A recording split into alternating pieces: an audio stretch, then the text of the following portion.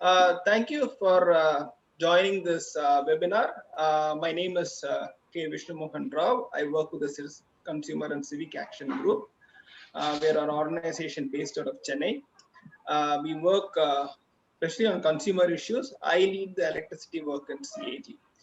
So this program is basically to look at the solar. Okay, the another thing that I should talk to you about is the SET-TN. So CAG, Auroville, and World Resources Institute India (WRI) are working together on a project called Sustainable Energy Transformation for Tamil Nadu, and this set of presentation comes under that um, initiative of SET-TN. And I like to welcome Martin Scheffler, who's the co-founder of Auroville Consulting, and also welcome Hari Subish Kumar, who has co-authored the report along with the team. And I think the presentation can be accessed online. Harish, are you typing the presentation link on the thing, or have the? I'll post it. Oh, thanks. And as it stands, the format of the presentation of this webinar is for 25 minutes. Then we'll have a 15 minutes quick Q&A.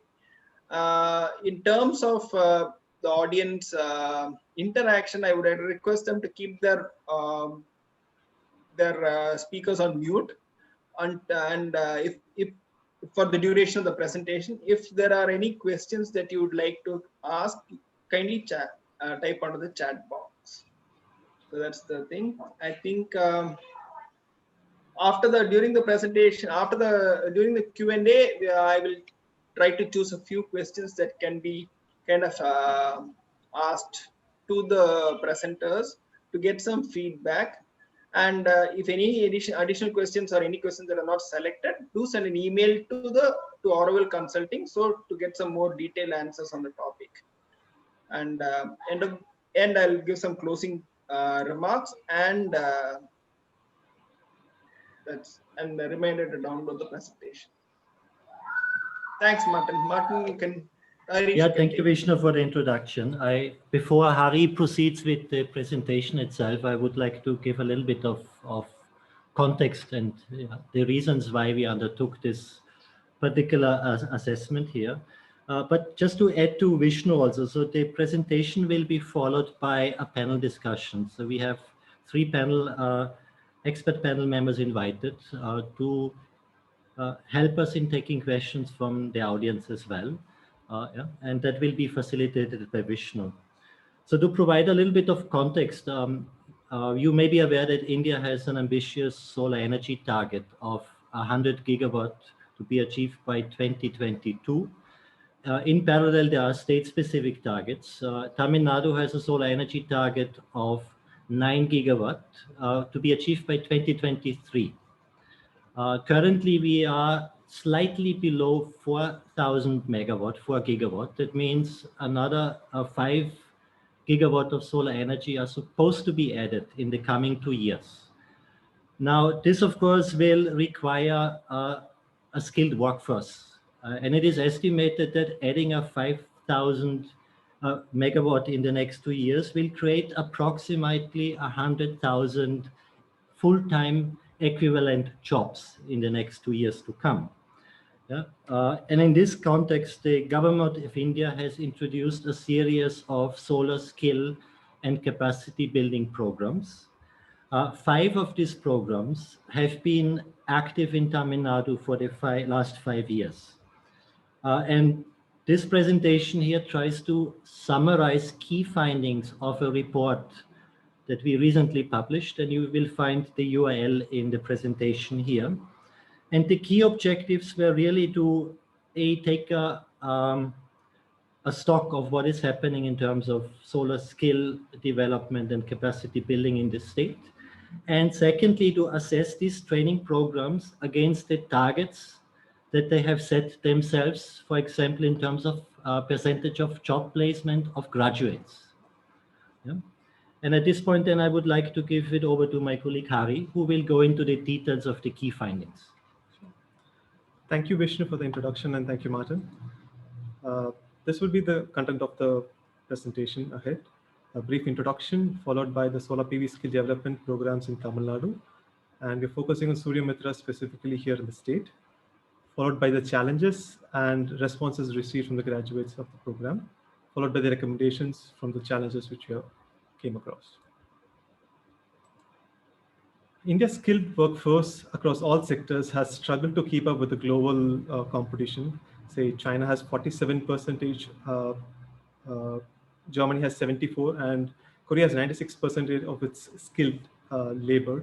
But in terms of India, India has only 2 to 4% of its labored workforce as skilled.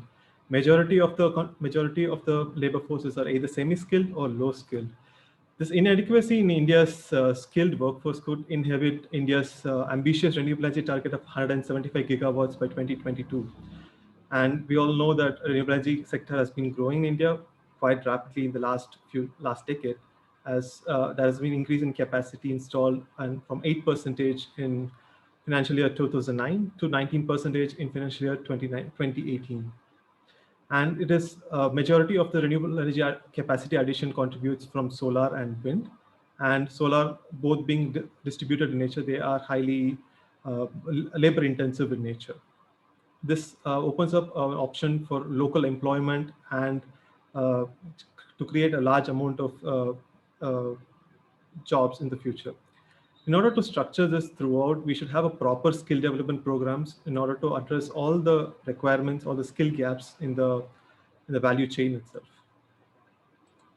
Speaking, as Martin said, according to the solar policy, Tamil Nadu has a target of 9,000 megawatts by 2023, out of which 40%, that is 3,600 megawatts, needs to be from rooftop solar, and the remaining 60%, that is 5,400 megawatts, should be from the utility scale. Since the rooftop solar is distributed in nature and it has high installation and operational maintenance associated with it, it can create up to 27.3 to full-time employments per megawatt of installation.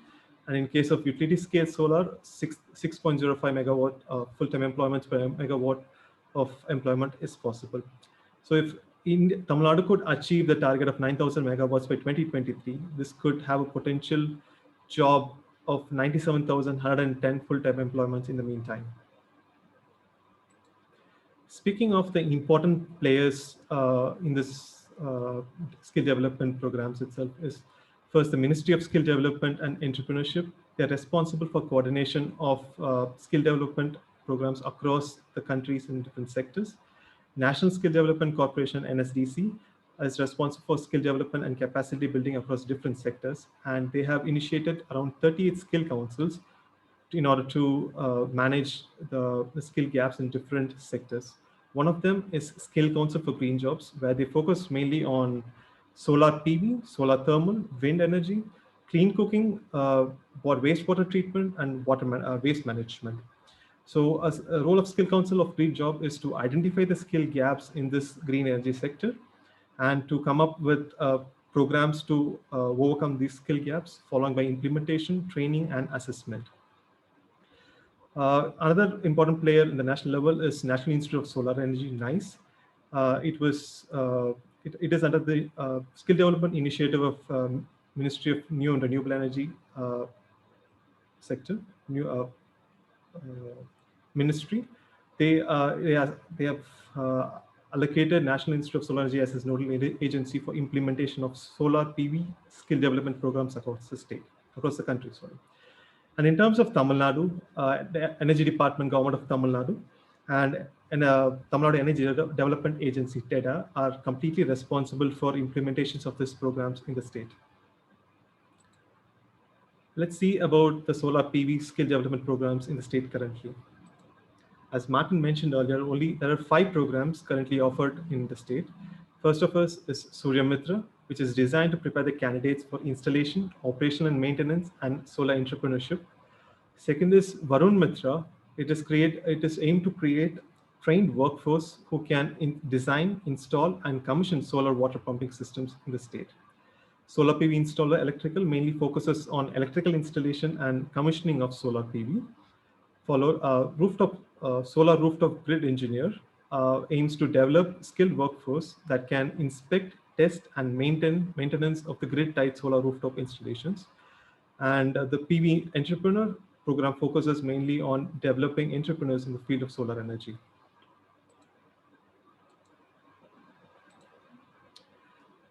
So here you could see the number of students graduated across the 5 different programs here in the state over the last 4 years. Suryamitra and PV installer electrical comprises around 56 and 36%. That's 93% of the total students graduated in the solar PV skill development in the state. And out of 20 programs dedicated for solar PV, only 5 programs are currently being offered here in the state.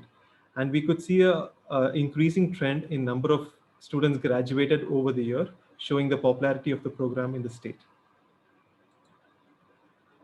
Here we could see the educational backgrounds of the trainees in the same period. Generally, a few programs here, especially Suryamitra and PV installer electrical, not only have a minimal education qualification, but also a maximum education qualification. Here in this case, they have a 10th pass as the minimum and an ITI or a diploma as the highest education. Followed by Varun Mitra and rooftop grid engineer. They required a minimum of a diploma or a graduate or a student with an undergraduate degree.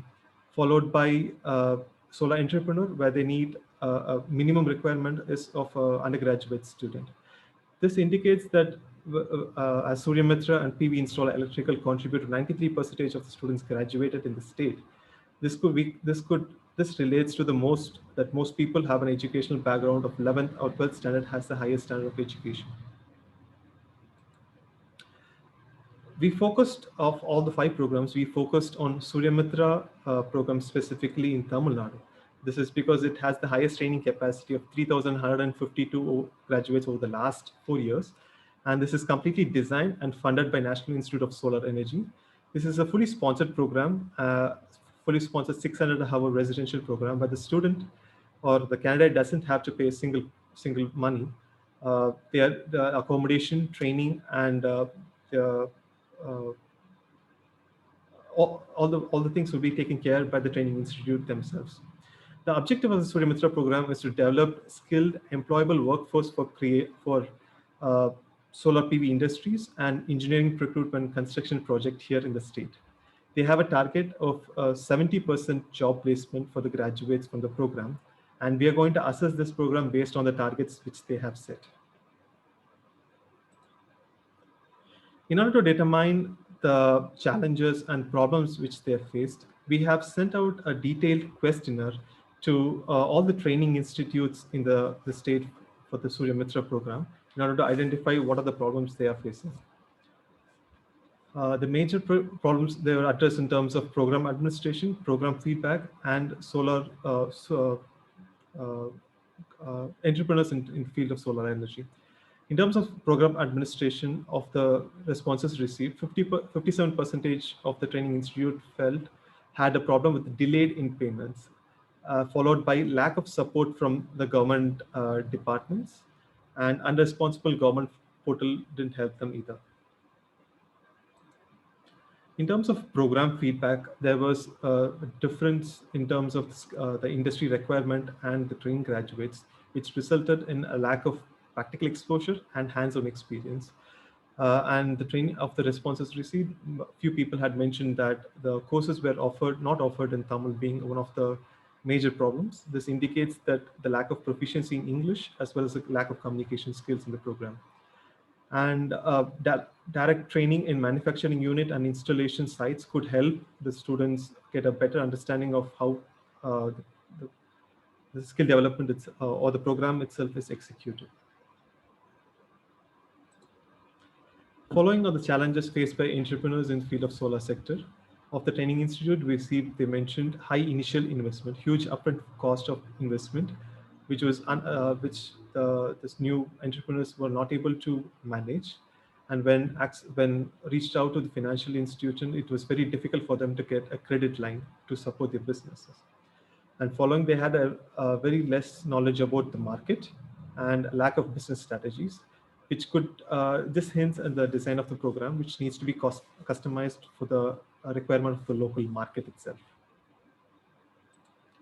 Next, we sent out, in order to determine the problems faced by the graduates itself, we sent out a detailed questionnaire to 3,152 graduates from the program, out of which there was a response of 11%, that is 347 people responded to the questionnaire. In order to get the best result, we kept it anonymous. The details of the trainees, the graduates were kept anonymous. Of the responses we received, 154 people were unemployed. That is 46% of the total responses received, and the remaining 54 are either employed or self-employed. When looking at the details, if they are working in the solar sector or not, only 67 people, or that is 19.3% of the total respondent, were working in the solar industries, and the remaining were either unemployed or working in a non-solar industries. This is far less compared to the standard which they have set for themselves, that is 70% of job placement, and it can be concluded that they have not met the target which they have set. And when seeing the number of persons who have been employed in solar industries, out of 67, 50 people are employed in terms of installation, operational and maintenance and commissioning, and 17 people are self-employed, having a startup of their own. Of the 280 responses, they were either unemployed or working in the solar industries. And when they asked if given a chance, would they opt to go for the solar industries, and around 70% of the people mentioned that they are willing to work in the solar industries if given an opportunity. And when asked about if the Surya Mitra program is competent enough, if they feel if it's competent enough to offer them a job in the solar industries, 85.3% of the total respondent had agreed that Surya Mitra program would either help them now or in the future to get a job in the solar industry.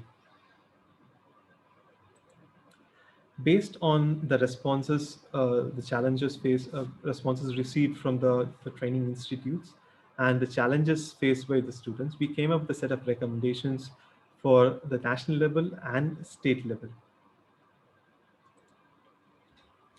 In order to address the gap between the industry standards and the learnings in the rural area, more hands-on experience, guided industry visits, internship, and apprenticeship programs are required at large scale to match this.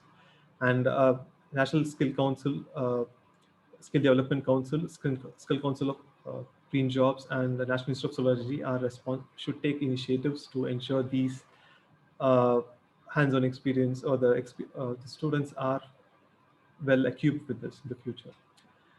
Communication skills, especially proficiency in English, was one of the major concerns mentioned from the graduates itself. So that prevents them from excelling in their work as well as finding an employment. A program that addresses this communication skill would be a win-win situation both for the student as well as the PV industries in the future. And as most of the training institutes have mentioned, the lack of that, the delayed in payment is one of the reasons for them. They couldn't operate at the maximum capacity. This should be addressed as early as possible by the National Institute of Solar Energy, who is funding these skill development programs. This will help them not only to operate at a high quality, but also provide the students with the adequate and necessary knowledge and skills. And review ongoing quality assessments of solar trainings and institutes and trainings is necessary in the long term. And there should be dedicated efforts taken by National Skill Development Corporation and National Institute of Solar Energy to address the low awareness among the youth and the employers. Well, speaking about the recommendation for the state, The government of Tamil Nadu and the Energy Development Agency should create an enabling and stable policy and market for the solar sector to grow on, which could in turn result in lots of employment as well as uh, uh, lots of consumers coming forward to install solar rooftop. De-risk lending for banks. Banks consider solar sector as a high-risk industries. We should Data should ensure that the information necessary for banks, such as the data and statistics in terms of implementation, deployment, and performance of the currently installed rooftop solars, should be available to the banks, which could help them to take decisions coming forward to lending money to the solar entrepreneurs in the future. Providing an online portal for consumers. Consumers are not aware of the quality of PV being installed or the cost associated with it.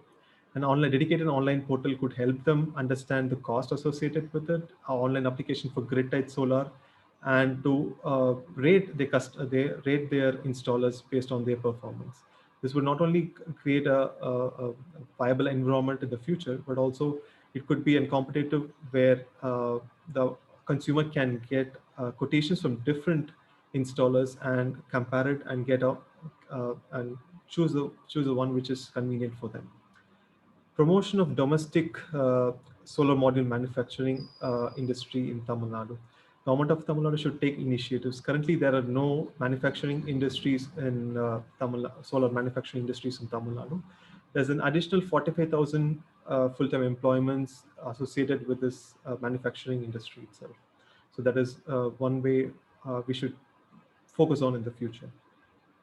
Encouraging the current empaneled solar installers to employ graduates from the training institutes would be a way forward, as they are the direct contact between the government as well as the training consumers. So if they're given an opportunity that all the graduates have an opportunity to work with the installers here. And currently, there are only 5 programs out of 20 dedicated solar PV skill development programs offered in the state. Offering more diverse set of skill development programs would ensure that there are lots of different jobs in terms of the PV value chain, which will create a robust PV sector for the future. Thank you for your time and attention. Vishnu, thank you. Yeah, thanks, Hari. Very informative presentation, and I think very much needed at this point of time when solar is poised to kind of take off. I have not welcome the panelists, by the way. I welcome Mr. Deepak Rai, Head of Standards and Research, Skill Council of Green Jobs, New Delhi. I welcome Mr. Raja Ganesh, Chief Technical Officer, Solar Initiative, Tamil Nadu Advanced Technical Training Institute, Chennai, and Dr. V. Kribakaran, Assistant Professor and Director in Charge, the Gandhigram Rural Institute, Dindigul. Thank you, sirs, for joining this webinar. I would request you to kind of give your views initially on this presentation, and then probably take questions from the audience, if that is okay. Mr. Deepak Rai, would you like to go first? Vishnu, could we also ask everybody to switch on the camera? Yeah, thank you. Yeah. It'll be good if everyone switches on the camera so we can have a... Okay. Thank you, Mr. Rao. I hope I am audible. Yeah, quite audible. Yeah. Right. Thank you very much. Thank you, Mr. Subramaniam, for your insightful presentation and the report itself. I must say there are not many reports available in the public domain in this particular segment, especially skilling. Whatever is available is more at a macro level, but good. You are coming up with good, insightful report at state level, focusing more at what is happening at the state and what must be done. where absolutely the traction should be. So it's good. In fact, I must, maybe later on I can also explain on that, but we are learning from that. We are also in process of conducting an impact assessment of Suryamitra across the country with sampling of selected states, obviously. I will talk about it later on. But to start with, it's a good report. It's a good presentation. A lot of learnings for us as well. We have some insights coming from our training partners and all other stakeholders. But it's good if something comes from in form of an empirical evidence, and it's always helpful for us to take a look, or rather a relook on what we have been doing and what we must do. So overall, yes, good insights. There are some numbers here and there, but that doesn't matter. The narrative is what we must focus on. And in fact, I must say that I have also shared your report with a couple of stakeholders here. And so it's good. There would be, sharing of knowledge, and obviously there would be citations and references, and hopefully a lot of other reports are also, will come up in due course of time. In fact, we are also in process of doing some internal analysis and learning from what you have already done. A lot of surveys will also be involved. We would share it with the ministry as well later on for their consideration. And as we get into PMKKY 3, and many other schemes would be in pipeline, we must learn from whatever has happened so far.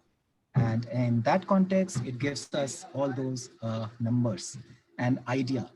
Other states must also undertake such study. We are trying to do it at state level, but from a national perspective. Other states also, their TP should also be involved. The concerned industry must be involved. So there are many things we can talk about it, in detail sometime later. But for now, once again, thank you very much for a good report. Yes, Mr. Hari, over to you.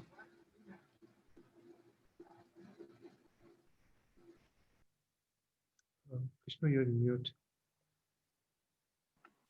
Mr. Rajaganeshan, would you like to say a few words? Yeah, first of all, I would like to thank Auroville for hosting this program and all the organizers for conducting this need of the hour event. And I think the target of Indian government and as well as the initiatives taken by Tamil Nadu, there is a big gap which has been between the central and the state, and that is clearly depicted in the report as given by the Auroville. And the facts and figures what they are given is really more of a practical numbers, and I feel that TEDA and the government has to take this figure into their account, and they have to come up with reform initiatives. And as far as the Indian perspective is concerned, the kind of the scope and potential which is available in terms of rooftop installations is very high, and also the requirement of manpower is also high. So I feel the people who is upskilling their knowledge and skills in this particular sector is going to have a good future. Of course, the start might be not much high package, but they will have a very standard and a sustainable and a lengthy career journey in this particular sector. And with respect to the integrators, installers, and all the entrepreneurs, new entrepreneurs coming into the sector, I feel if they are parallelly focusing on the O&M AMC part of the systems of the installations, definitely they have a business, a minimum of 20 to 25 years of life, because any plant is expected to be about 20 to 25 years. But so far, all the utility scale plants that have been installed is about 20, almost 5-6 years only. So still, all the plants has to go through at least 20 to 25 years from now on. So I think this is a big industry. Anyone taking up this as a career, they have a good opening in this sector. I hope altogether this program will definitely put the views and clarifications about the audience regarding policies or whatever the opportunities available in the sector, and I would be more happy to support them and clarify them. Thank you all. Professor Kribakaran? Yeah, whether my voice is audible? Yeah, very audible, sir. Okay, thank you for Aravil for giving me an opportunity, because I am actually from an academic perspective. Okay, I think you have presented the facts and figures. Okay, the one thing is, okay, we have to ask the industry about the, because of the trained manpower, whether the performance of an industry is increased. That part you should analyze. Okay, because untrained manpower and trained manpower comparison we have to include, so that the trained manpower productivity increases. It is an indicator for actual usefulness of the skilling of the renewable energy sector. I think government of India as well as state government put an effort, but the real effort will goes only if the candidates or the that is participants should involve themselves and trained themselves to scatter the need of an industry. So I think you have projected one thing very clearly, that industry response is very needed. So I think industry and academia should join, so that what is the industry required for that,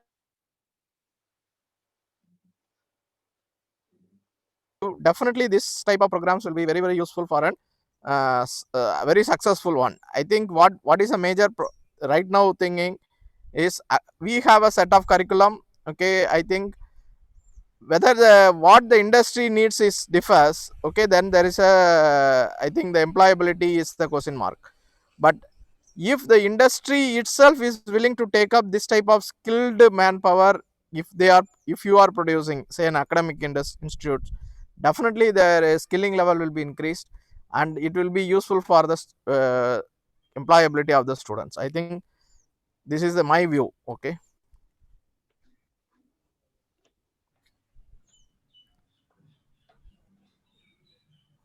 Thank you, Professor, for giving that.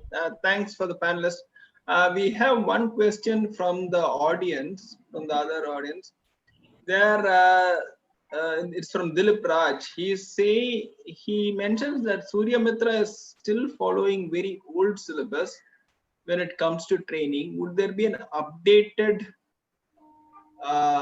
Would there be an update according to industrial standard anytime soon? I think the panelist, I think Mr. Deepak Rai, could you answer that? If that is, I think it's in your line of work. Sure. Just to answer that question, it was prepared sometime in 2016. So the rule is after the validity gets over, or in fact, even in the middle of it, as per the industry requirement, the curricula could be updated. So there's a process, revision process, it's called rationalization. We just undertook it last month. In fact, it started early this year and then it got stuck because of all this COVID pandemic and lockdown measures. But we restarted it. We got the industry validation on the revised QP. Some upgrades have been done. It should be available soon on the NSDC portal, the updated version 2. But I do understand, we always require feedback from training partners, from industry, from pretty much every stakeholders if there is a need to revise it. This whole process can be done. I mean, we don't need to wait for the validity to get over. It can be done anytime. So it just takes some time, but in case you have any particular suggestion, I would invite for your feedback. I'll request you to kindly email it to us saying all these aspects must be covered, and then we will try to include it if it's already not covered. Remember that we have already undertaken this rationalization revision process, and version 2 should be available soon.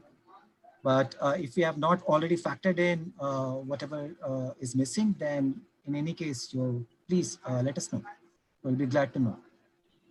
Vishnu, I would also like to ask a question, if I may. Yeah. Please. So what I found touching in the report is the aspiration of the graduates, where the majority of them has indicated that they would like to work in the solar industry. I think that's definitely a positive sign. Even the majority of them felt that the existing program has skilled them sufficiently. to find employment in the future. So I guess my question is, without having an answer, but I would like to put it on the table for discussion. If we look at the number of students and graduates and the number of actual job placement, and at most of the states not being able to meet the solar energy targets. So where are the gaps, and how could the gaps be addressed? And is it that there is possibly a lack of coordination between the targets being set for training students and the targets that are set at central level or state level in terms of solar energy targets? Or is there something else that would be possibly the gap? Or is it a combination of course, multiple factors? And how would we be best to address some of those gaps? And who are the key stakeholders that need to be brought on board? Hi, Martin. I can try to answer that, and then I will request other panelists to share their views. Very, very briefly, good question. This is exactly what we are focusing on, how to increase the uptake of all these trained candidates into the industry.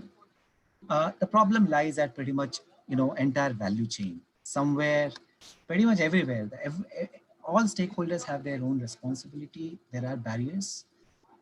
Industry sometimes says, not always, sometimes they say that we don't have enough trained manpower available. Okay, so there are not enough skilled labor workforce available to them. Trainees, when they are trained that way, they say there are not enough industry demands. Okay, so I mean, it's a vicious cycle. See, remember, SHEJ is just almost 4.5, 5 years old organization. Skilling ecosystem has taken a different turn sometime in 2015. And a lot of efforts have been done since then to plug in all these gaps at various levels. We have around 67,000 plus Suryamitra across the country. And in our preliminary, impact assessment, we haven't found the numbers what you realized, that only 20% are employed in Tamil Nadu. I do understand that could be the case. That's your survey result. The insights we are getting that possibly that number is higher. I mean, it depends on state, it depends on market, and many other variables into it. We can talk about it later on. But again, just to briefly emphasize on the point, what you are making, a very valid point, is that efforts are being done across the value chain to plug all these gaps. Industry is being, we are continuously engaging with them. It's not only direct hiring of these candidates into their project, but also of utilizing some other schemes like NAPS. It's into your recommendation. I mean, just before this call, we were attending some other call, and there's a lot of traction happening on the NAPS point of view. Okay, NAPS is National Apprenticeship Promotion Scheme. So industry hire apprentices, basically they are either trained or untrained, and then they do on-the-job trainings, basic trainings. If they're basic trainings could be excluded if they're already trained candidates. Basically, Government of India also gives a financial sort of contribution to the industry, around 1,500 per month to hire these people, and then it can run for a certain time. So there's a scheme running on, so there are many other enablers. A lot of initiatives are being actually seen on the ground slowly. We are trying to, and I'm repeating here, we are trying to address all those barriers one by one. We require, I mean, it's not only us who can help us.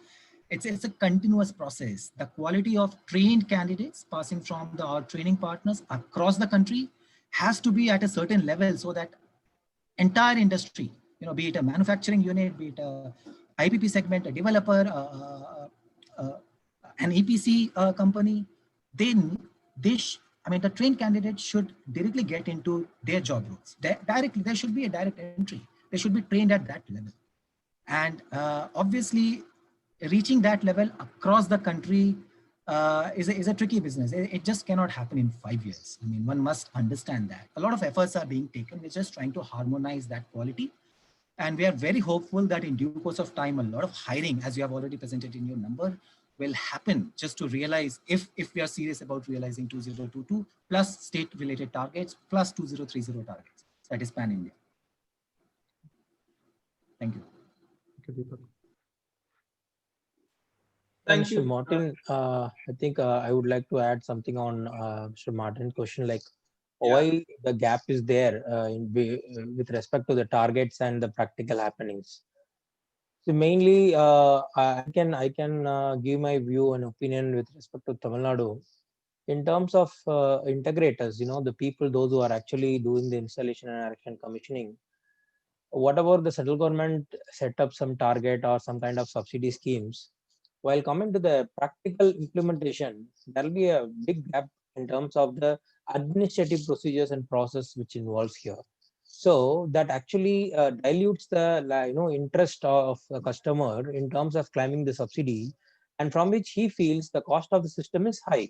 Okay, because a domestic consumer, now they change the policy from net metering to net feed-in Tamil Nadu. So in such case, you will not be going to enjoy the cost of 2.2 rupees per unit for his export unless he get the capital subsidy from the central government at the rate of 47 rupees per watt at 40% of the cost. He will not be able to make his ROI, the break even in less than 5 years, which is not going to attract a domestic consumer to go for solar or net metering via. So that is a very big setback why domestic is not happening. Because and they, once they know that they are able to get the subsidy from government, they will not put plant from the private peoples. So that become a stagnancy because of this particular move. And second thing, coming to the commercial sector, these people, the policy change with respect to net feed-in has really restricted the peoples to, for the peoples only using the power during the daytime. Okay, any people who has a night load and would like to generate during the daytime and want to adjust, they can't able to adjust it. So the banking of energy is basically eliminated with the net feed-in only. Even if they want to try, it is going to be only not even 50% according to the 70% of the APPC cost, which they are considering now. So I also have one different opinion from this, because the cost of APPC, which they are referring as a reference for this calculation, they are taking for the megawatt scale plant cost. But the cost which they are adjusting is in the rooftop, smaller level segment, which is actually not at all, on the parity to be considered. So this is a big gap, and that too they are considering 70%. Even if they give 100%, at least okay, fine. But again, it is only 70%. But again, it is completely destroying the interest of people, those who want to go for solar. But still, after the lockdown, we feel, as from the industry perspective, I feel there are a lot of inquiries rushing in, because people really think how to reduce their operating expenditure after this COVID. So in that view, people are thinking, who is the guy who is consuming big chunk every month? So that is electricity. Okay. So now people are started thinking, and people, those who want to use the electricity for the night lights, they are putting street lights, solar street lights, and all the domestic small houses, they are started using the DC home lighting system, which is one kind of a good thing which is happening after COVID, I'm seeing.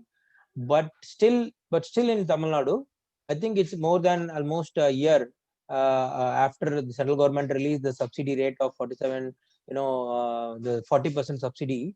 But still, there is no working instruction from the government. Recently, they have introduced the, released the EOI for price discovery, and it is going to take at least 3 to 4 months for the execution.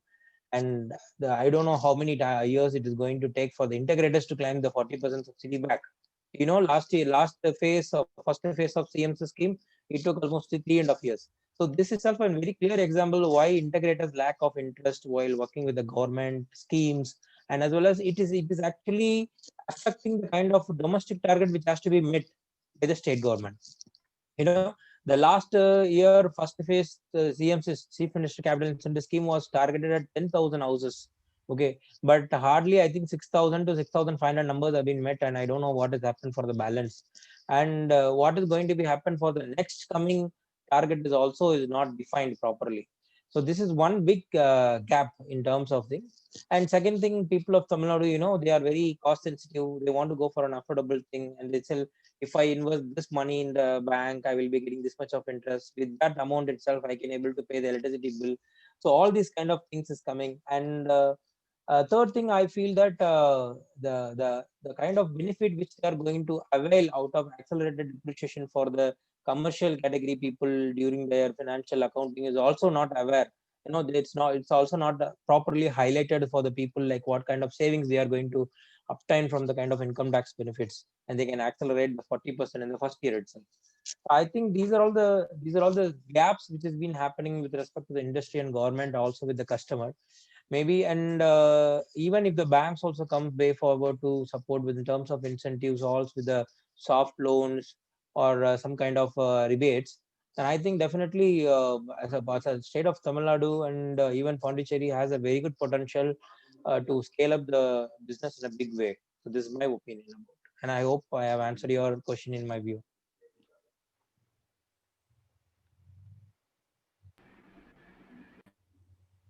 I'm sorry, we had a huge thunder here, and I think it was just black in Chennai. Well, that's a good sign, Vishnu. Yeah. Dr. Kirupakaran, would you like to add to this as well?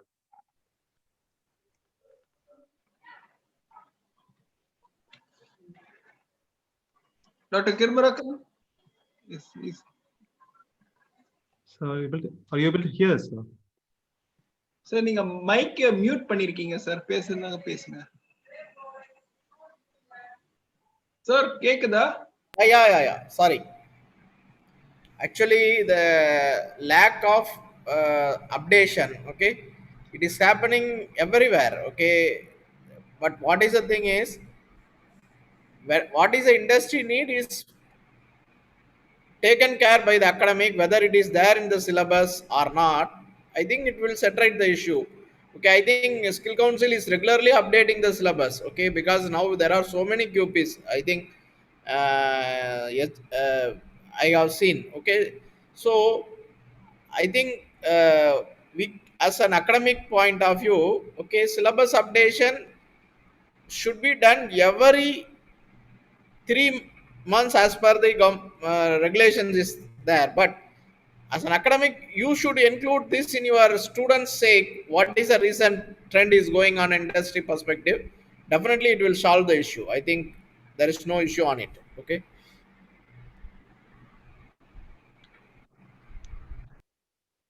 Thank you, Professor. We have a couple of questions. Sorry, Vishnu, I know that I am imposing myself just to complete this discussion. Yeah. So I think what I took away, and thanks for all those frank answers, so there's definitely not a single silver bullet for solving it. But there is always something like a point of leverage. So what I still would want to quickly put on the table, we know that, for example, the employment opportunities for rooftop solar are substantially higher than for ground-mounted solar and utility scale. We also see that most of the states, even though they may be able to meet the utility scale solar targets, they are lagging behind when it comes to rooftop solar. So if purely speaking from what's the most employment potential, there should be an interest and an ownership in the states to create an environment for rooftop solar to actually take off. And that, of course, then will trigger that you have more opportunities for those graduates to find job placements.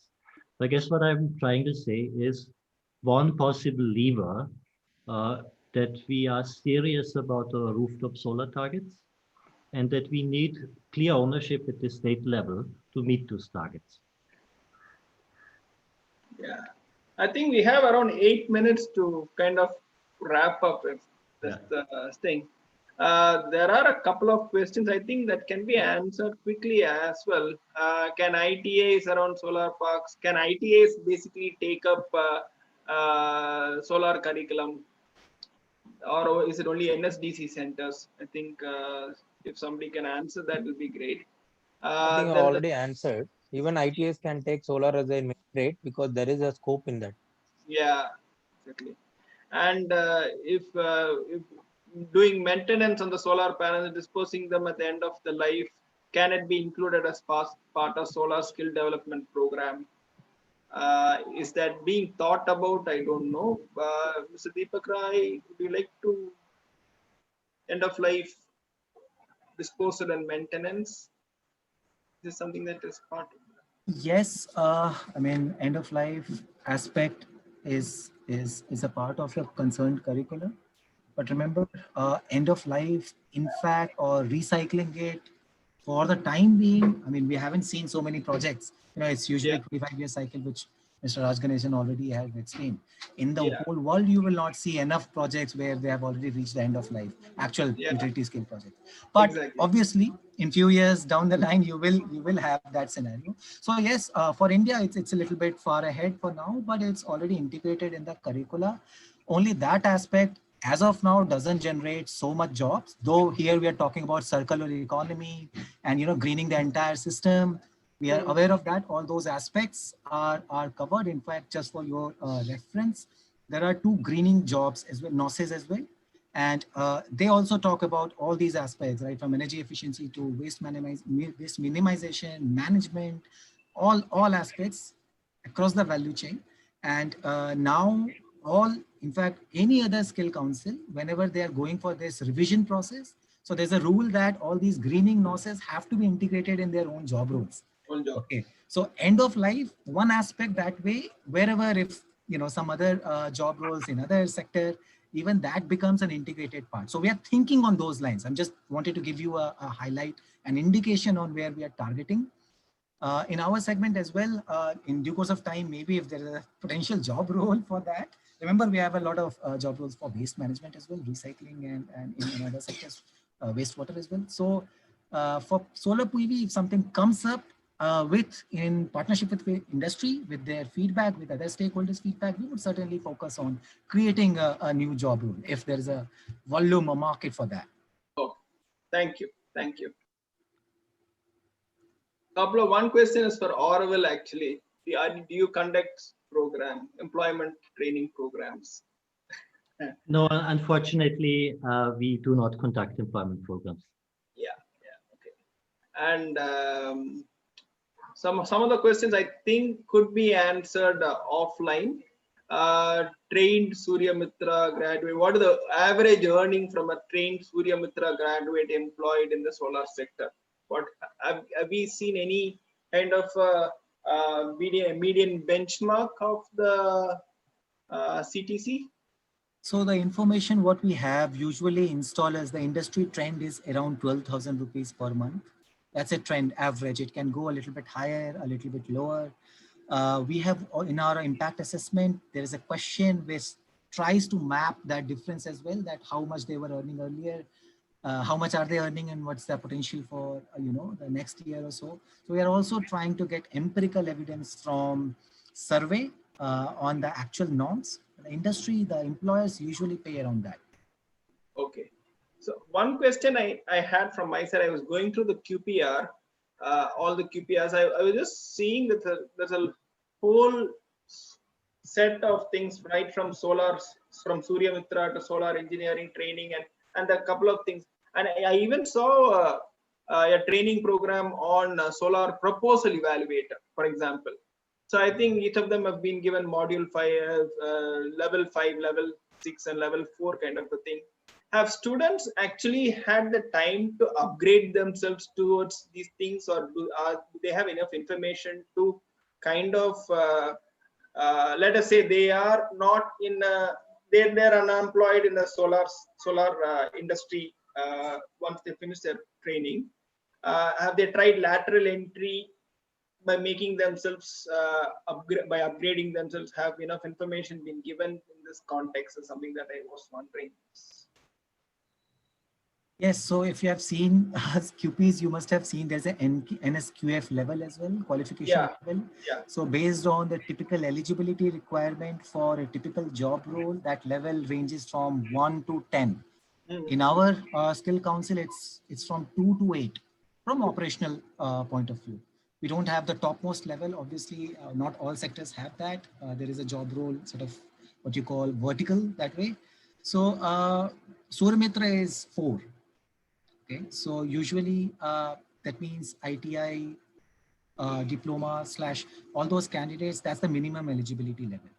Okay, so even in their final year, they can appear for the training, and then gradually they will pass their own minimum diploma, ITI, whatever it is.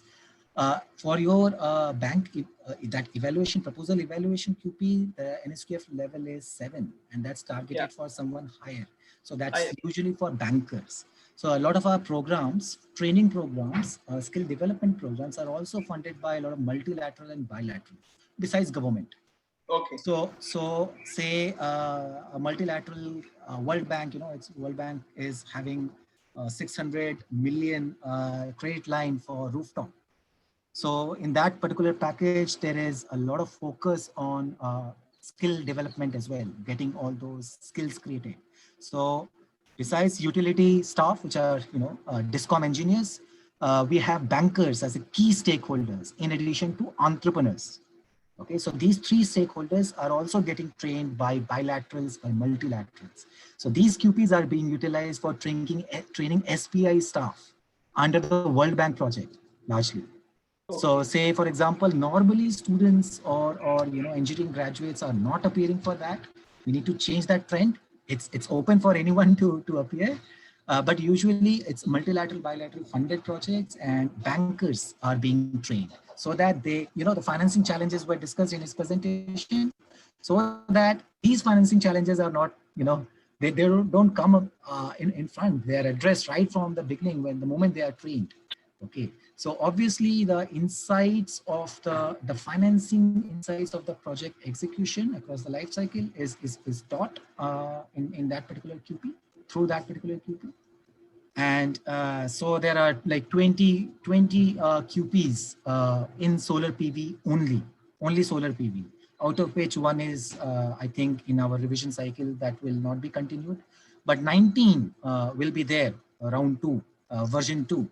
From like Suryamitra, from as we speak, maybe 10 days or so, we should have the version 2 of all these QPs. And different trainings are happening across concerned stakeholders group, funding agencies, states, obviously. So the numbers what we have shown in Tamil Nadu is only across 5 QPs.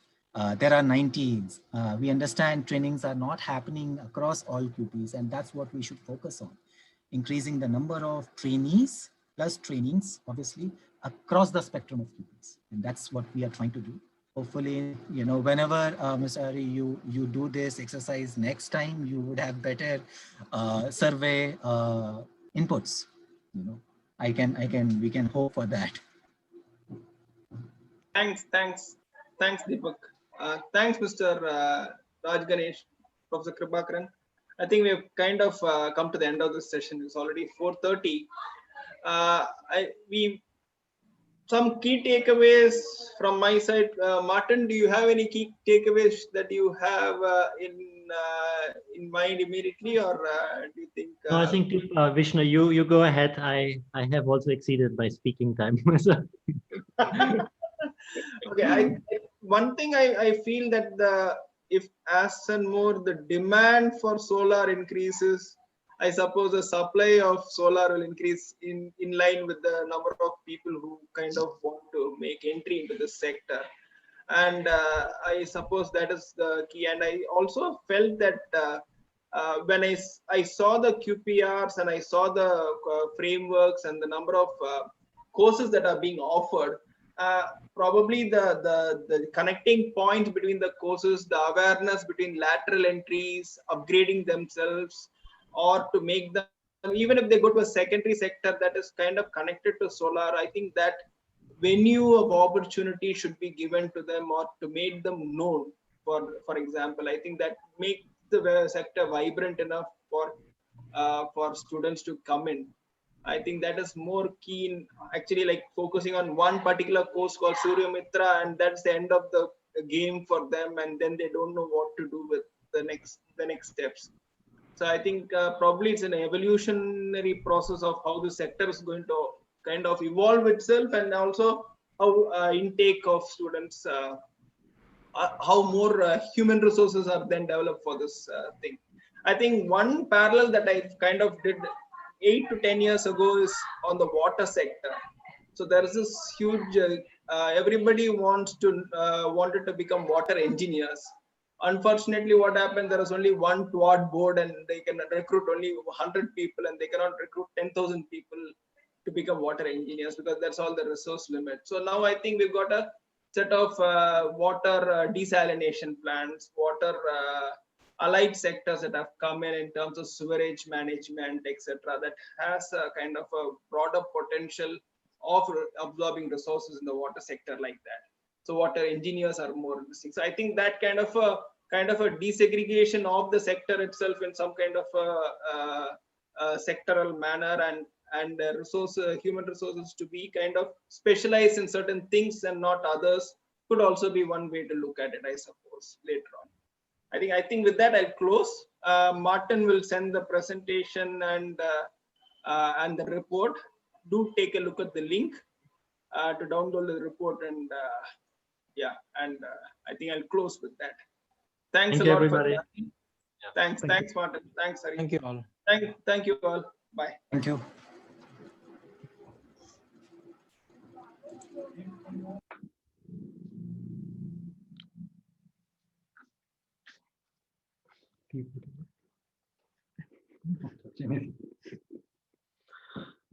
So,